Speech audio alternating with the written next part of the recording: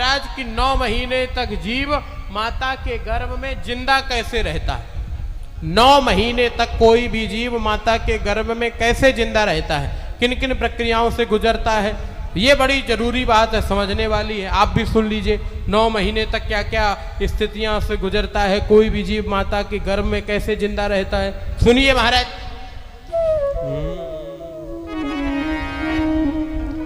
कर्मणा देव नेत्रेण जंतुर्देहोपपत्ते स्त्रियः प्रविष्टोदरम पुंसोरेता कड़ाश्रया। कर्म के प्रभाव से प्रकृति और पुरुष के संयोग से ये जीव माता के गर्भ में आता है। फिर कललम ते करात्रेण पंचरात्रेण बुधबुधम। जब एक रात माता के गर्भ में रहता है तो ये कलल हो जाता है, सलिल हो जाता है। पंचरात्रेण बुधबुधम, 5 रातें माता के गर्भ में रहता है तो ये बलबूले के आकार का हो जाता है। फिर दशाहेन तु करकंधु। जब 10 रातें माता के गर्भ में रहता है तो इसका वजन करकंधु मतलब बेर की गुठली के बराबर हो जाता है। फिर मासेन तो सिरो। 1 महीने माता के गर्भ में रहता है तो सबसे पहले सिर निकलता है। द्वाभ्याम बाहिंग्या अंग विग्रह। दूसरे महीने में हाथ पैर नाक कान आदि निकल आते हैं।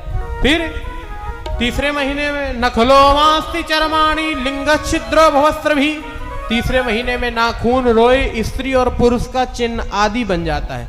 तीसरे महीने से पहले कोई डॉक्टर कोई भी महाराज ये सिद्ध नहीं कर सकता कि लड़का है कि लड़की है, ये तीसरे महीने के बाद ही पता चलेगा। फिर चतुर्थ भाई सप्तई पंच भाई चुद्रियत भवा। चौथे महीने में 7 धातुएं बलिष्ठ हो जाती हैं। 5वें महीने में प्राणीनामा काम करने लगता है। छठवी जुड़ा यवा बीता कुच्छो भ्राम इति दक्षिणे। और 6वें महीने में ये जीव माता के दाहिनी कुच्छा में झिल्ली से लिपट करके घूमने लगता है। तो माता के गर्भ में जो रुरु नाम के जो कीड़े हैं ना, जो भोजन पचाते हैं, वो इसको काटते हैं। ये बड़ा तड़पता है, रोता है ये जीव। और जब इसे भूख लगती है, प्यास लगती है, तो माता का जो मलमूत्र होता है, जिसे जीवन में कभी छूना भी पसंद नहीं करेगा, वो इसके मुंह में चला जाता है। अघोर नरक भोगता है 9 महीने तक, अघोर नरक। फिर ये परमात्मा से मानो प्रार्थना करता है और कहता है, प्रभु एक बार इस गर्भ रूपी नरक से हमें बाहर निकाल दो। हम बाहर जाकर के ऐसा कोई काम नहीं करेंगे जो दोबारा हमें इस गर्भ रूपी नरक में आना पड़े। फिर 9 महीने 10 दिन के अंतराल में उस परम सत्ता का आभास होता है और वो परम सत्ता कहती है, तुम्हें बाहर जाकर के हमारे नाम, हमारे रूप, हमारे गुण, हमारी लीला का गान करना पड़ेगा, तो हम तुम्हें बाहर निकाल दे रहे हैं।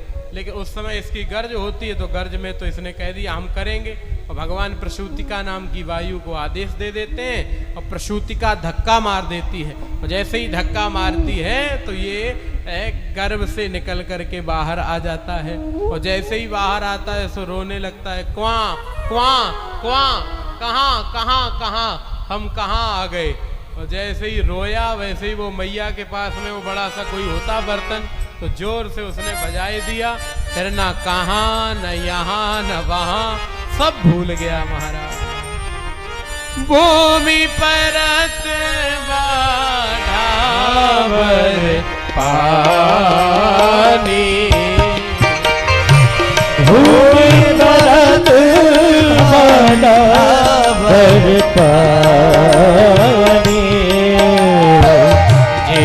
जीव माया लपटानी।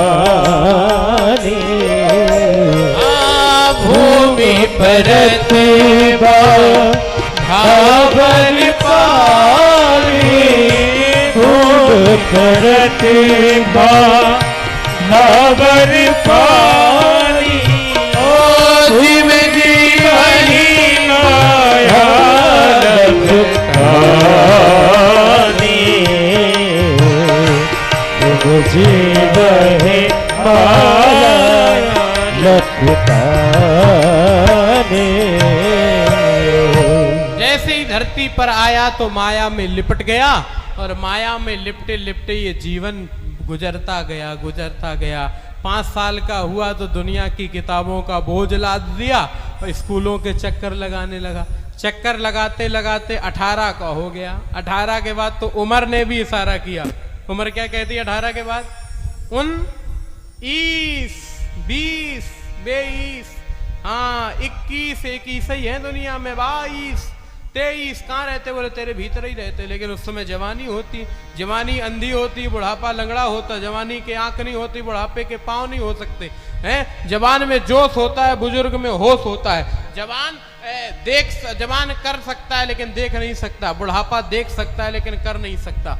दोनों में यही दिक्कत है। एक जगह आग लगी थी, दो जल रहे थे, एक अंधा जल रहा था, एक लंगड़ा जल रहा था। लंगड़े से पूछा तुम क्यों जल रहे? बोले मैं भाग नहीं सकता। अंधे से पूछा तुम क्यों जल रहे? बोले मैं देख नहीं सकता।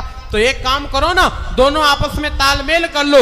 चल करके तो अंधा जाएगा लेकिन रास्ता कोई, चल करके तो अंधा जाएगा लेकिन रास्ता लंगड़ा बताएगा, तो दोनों आग से बच जाओगे। अंधे ने लंगड़े को कंधे पे बिठा लिया, रास्ता लंगड़े ने बताया, चल करके अंधा गया, दोनों उस आग से बच गए। मानो आज के समय में भी